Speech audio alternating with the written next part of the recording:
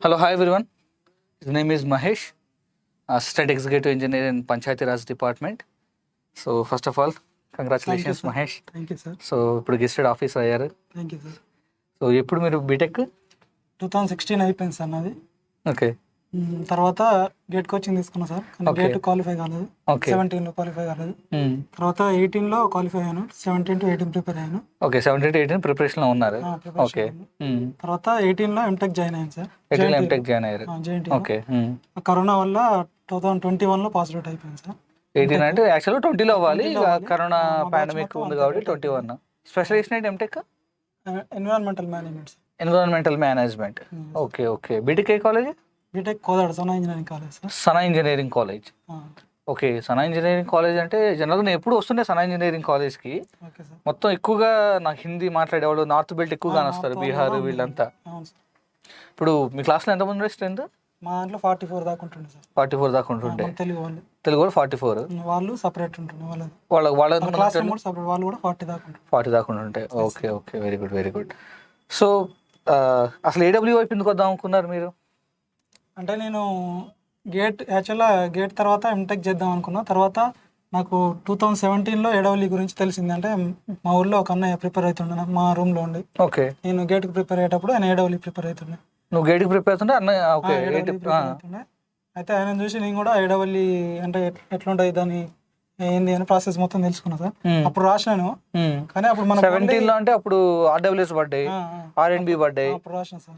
కాకపోతే అప్పుడు మనకు ఓన్లీ గేట్ సిలబస్ మీదనే అవగాహన ఉంటుండే. జిఎస్ మీద కూడా అంత పట్టు లేకుంటుండే.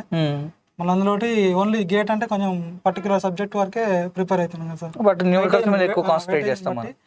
థియరిటికల్ కూడా మనకు పెద్ద బేస్ లేదు కదా, అట్లా మిస్ అయింది సార్ అప్పుడు. Okay okay. తర్వాత 2020లో ప్రిపేర్ అయిదాం అనుకున్నాం, కరోనా వచ్చింది. హెచ్ఎండబ్ల్యూఎస్ అది కూడా మిస్ అయిపోయింది. ఓకే. తర్వాత 2021లో మళ్ళీ 80,000 పోస్టులు పడుతున్నాయని చెప్పినప్పుడు అప్పుడు కేసీఆర్ సార్ అనౌన్స్ చేశారు. గవర్నమెంట్ అంటే మనకు నోటిఫికేషన్ వచ్చే ముందు పేపర్ కటింగ్స్ వస్తూనే ఉంటాయి పేపర్లో. 1 year నుంచి అయితేనే ఉండే కదా సార్, 1.5 year దాకా. దాన్ని చూసి ప్రిపేర్ అవుతూ మెల్లమెల్ల స్టార్ట్ చేసిన సార్ జిఎస్. తర్వాత సబ్జెక్టు మీది ఉన్నది సార్, హెచ్ఎండబ్ల్యూఎస్ అనాలిసిస్ చేశారు పేపర్. 2020 పేపర్ అనాలిసిస్ చేసాము. అవును, దానికి సొల్యూషన్స్ ఎలా సాల్వ్ చేయాలి ఏంటి అనేది యూట్యూబ్లో నాకు చూసి యూట్యూబ్ లో సజెస్ట్ చేసింది మీకు మన వీడియో చూసి బాగా చెప్తారని చెప్పి ఆన్లైన్ కోర్స్ తీసుకున్నాను సార్. టెక్నికల్ వర్క్ తీసుకొని ప్రిపేర్ అయింది. సో ఓన్లీ ఎస్ఎంఎఫ్ఎం మేము చెప్పే క్లాసెస్ యూట్యూబ్ లో చూసి అది చూసే తీసుకున్నాం సబ్స్క్రిప్షన్, బాగా చెప్తున్నారని చెప్పి. Okay okay. వీటితో పాటు మిగతా సబ్జెక్టులన్నీ కూడా కవర్ చేసాను సార్ ఆన్లైన్ లో. ఓకే, ఒకసారి మొత్తం మళ్ళీ నోట్స్ ప్రిపేర్ చేసుకున్నాను ఏడబ్ల్యూ సపరేట్ గా. ఓకే. ఇంతకుముందు ఎందుకని గేట్ కి నోట్స్ సరిపోలేదు అనిపించిందా మీకు? ఏడబ్ల్యూకి అంటే కొన్ని పాయింట్స్ థియరిటికల్ సబ్జెక్ట్ మొత్తం డెప్త్ గా ఏడబ్ల్యూకి సరిపోదని చెప్పి మళ్ళీ నోట్స్ ప్రిపేర్ చేసుకున్నాను. సో మళ్ళీ అంటే ఫ్రెష్ గా మళ్ళీ గేట్ బుక్స్ అని పక్కన పెట్టేసి మళ్ళీ సపరేట్ నోట్స్ పెట్టి మళ్ళీ రాసుకున్నాను సార్ మొత్తం. మళ్ళీ ఫ్రెష్ గా ప్రిపరేషన్ స్టార్ట్ చేశారు. అంటే ఈసారి ఏంటంటే న్యూమరికల్స్ మీద కాకుండా వైడ్ గా సబ్జెక్ట్ మీద అండ్ థియరిటికల్ వాల్యూస్ అన్ని కూడా కాన్సన్ట్రేట్ చేశారు. కొన్ని వాల్యూస్ మిస్ అయినాయి, గేట్ లో మిస్ అయినాయి కూడా ఇక్కడ కవర్ చేశారు సార్. Okay okay. తర్వాత 2021 నుంచి ప్రిపరేషన్ 2021 నుంచి ప్రిపరేషన్లో ఉన్నారు. So 21 preparation. సో మరి 2016 పాస్డ్ అవుట్ అన్నారు, మరి 22 వరకు మీ ఎగ్జాము. సో మధ్యలో 2-3 years ఎంటెక్. మరి పేరెంట్స్ ఏం అనకపోతుండేనా? మన మీద నమ్మకం ఎక్కువ ఉంది సార్. ఓకే, కుర్రోడు మంచోడు ఎప్పటికైనా చెడలు అట్లాంటివి ఏం లేదు సార్, అట్లాంటివి ఏం లేవు. డబ్బులు కూడా బాగానే ఇస్తుండే, మనం ఎంత అడిగితే అంత ఇస్తుండే. Okay okay. So family well సెటిల్డా? వెల్ సెటిల్ అంటే వ్యవసాయం సార్. వ్యవసాయమేనా? Okay okay. అమ్మ నాన్న ఇద్దరు వ్యవసాయం. ఓకే. సిబ్లింగ్స్ ఉన్నారు ఎవరన్నా? అన్నయ్య సాఫ్ట్వేర్ చేస్తాడు. అన్నయ్య సాఫ్ట్వేర్ ఇంజనీర్. అన్న ఇప్పుడు అంటే ఐ మీన్ సిఎస్సి బ్రాంచా engineering? Okay okay. 13 passed out. Okay okay. ఆయన కూడా ఫైనాన్షియల్ గా నాకు హెల్ప్ చేస్తుండే సార్. ఆయన మోటివేట్ చేస్తుండే, ఎప్పుడైనా డిమోటివేట్ అయినా కానీ. 2020 మనకి అనిపించలేదా ఇప్పుడు అందరూ సాఫ్ట్వేర్కి వెళ్ళిపోతున్నారు, అన్నయ్య కూడా సాఫ్ట్వేర్ ఫీల్డ్ లో ఉన్నాడు. సో మనకి అంటే ఇప్పుడు వేరే వాళ్ళకి రిఫరెన్స్లు దొరకడం కష్టం కదా సాఫ్ట్వేర్లో. సో అందరూ నోటిఫికేషన్ లేవు, జాబులు పడతలేదు. సో అందరూ మన సివిల్ వాళ్ళు కూడా సాఫ్ట్వేర్ సైడ్ వెళ్ళిపోతున్నారు. సో నీకు ఆల్రెడీ రిఫరెన్స్ ఉంది, మీ అన్నయ్య ఉన్నాడు. సో ఎందుకు నేను సాఫ్ట్వేర్ సైడ్ ఎందుకు వెళ్ళొద్దు అనుకున్నావు నువ్వు? ఎందుకు ట్రై చేయలేదు అసలు? ట్రై చేయలేదు సార్ అసలు. ఎందుకంటే మా అన్నయ్య ఆల్రెడీ ఎస్ఐ కానిస్టేబుల్ దానికి ప్రిపేర్ అయ్యిండు, రాలేదు. ఓకే. సో నువ్వన్నా గవర్నమెంట్ జాబ్ కొట్టాలని చెప్పి మోటివేట్ చేస్తుండే. సాఫ్ట్వేర్ అంటే ఎప్పుడో అప్పుడు దొరుకుతుందిలే కానీ ఈ ఛాన్స్ మళ్ళీ ఆపర్చునిటీ పోతే రాదు. నువ్వు ఆల్రెడీ అదే ఫీల్డ్ కాబట్టి నీ కోర్ ఫీల్డ్ లో వెళ్ళిపోతే మంచిగా ఉంటుంది, ఈ సాఫ్ట్వేర్ లో ఎందుకులే అని ఆయన సజెస్ట్ చేసిండు. అట్నే ప్రిపేర్ అయినా. ఆ 2023లో ఎగ్జామ్ ఫస్ట్ ఎగ్జామ్ క్యాన్సిల్ అయినప్పుడు నాకు అది రాకుండే సార్, అంటే తక్కువ మార్క్స్ వచ్చినాయి, హార్డ్ పేపర్ వచ్చింది కదా. అవును, పేపర్ హార్డ్ తక్కువ మార్క్స్ వచ్చినాయి, అది రాకుండే. దాంతో కొంచెం డిమోటివేట్ అయినా సార్. మా అన్నయ్య మళ్ళీ మోటివేట్ చేసి మళ్ళీ అది అయిపోగానే మళ్ళీ స్టార్ట్ చేసాను సార్. మళ్ళీ ఎగ్జామ్ డేట్స్ అవన్నీ వచ్చినాయి కదా.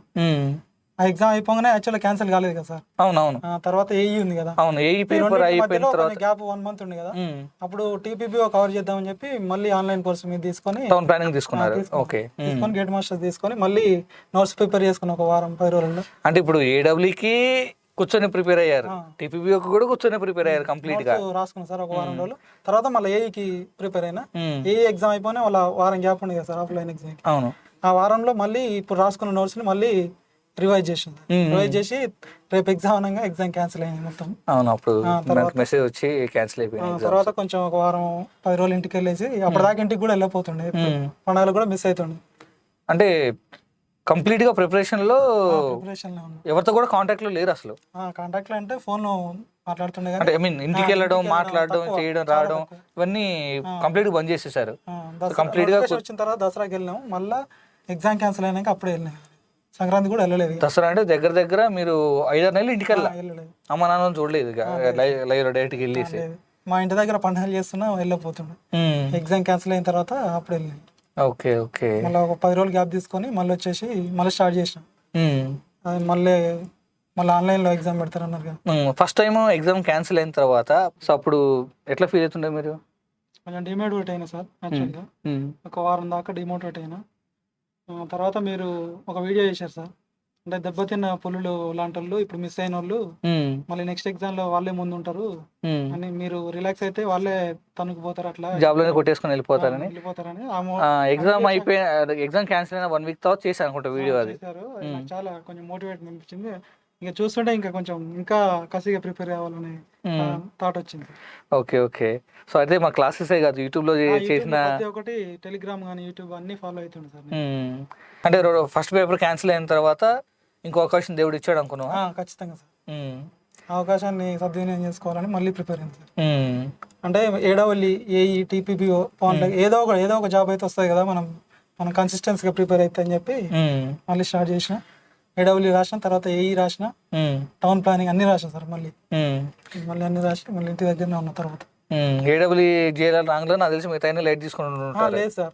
అప్పటికి కూడా నాకు నమ్మకం లేకపోతుండే. మీరు కట్ ఆఫ్ అవన్నీ పెట్టిన తర్వాత నమ్మకం వచ్చింది, కానీ అప్పటికి కూడా 674 అంటే మన పోస్టులు ఉన్నాయి కానీ రిజర్వేషన్ 674 ఈజ్ గుడ్ ర్యాంక్. అది